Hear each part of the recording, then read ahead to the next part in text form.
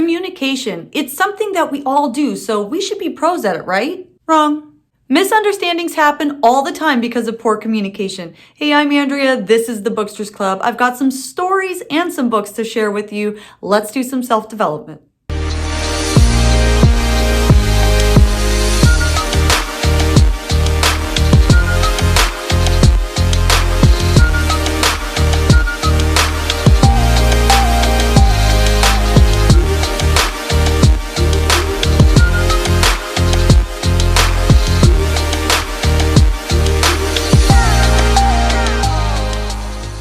Guy at work was telling me that him and his girlfriend were in an argument. Basically what happened was he had to go to work that day and really wanted to go home and relax for just a little bit before he had to go in, and she really needed to go to the store. Her response to him and what started the argument was, "You don't even do the little things for me anymore."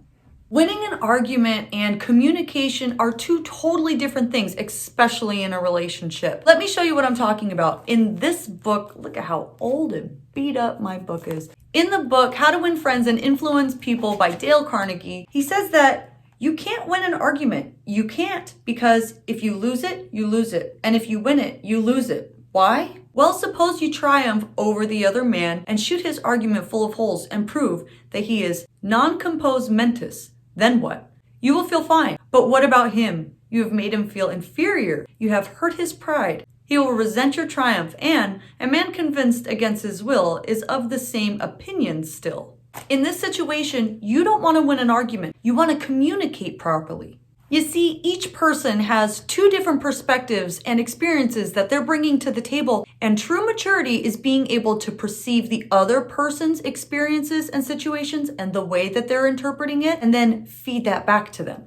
I've got 3 ways that I'm going to be sharing with you how to win every argument. Also, something to note here is that men tend to be under communicators while women tend to be over communicators. Actually, it's the less emotional people tend to be logical and under communicators in their heads, and the more emotional, passionate person tends to be an over communicator. Just, over communication. In the story earlier, he mentioned that, why couldn't she just understand that I had to go to work and that I was just tired? It had nothing to do with her personally. And my question was, well, what kind of questions did you ask her to find out if that's what she knew?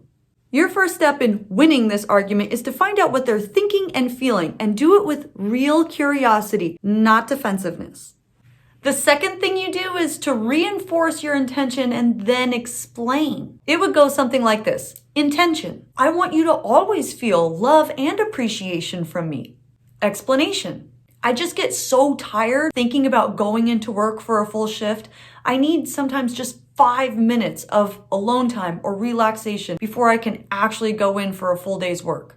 The last thing is, don't ever talk about how that person should have or could have reacted. This makes everybody defensive. And something to keep in mind, what we tend to downplay, others rush to come in and raise up. And what we raise up, others tend to come in and downplay. By not bringing up how they should have reacted and downplaying that whole part of the argument, they'll come in and bring that up themselves. Raising up how you overreacted to the situation and how you should have and could have done it better will bring the other person in to downplay what it was that you did and that it was not that big of a deal. Do these things and you'll never lose an argument.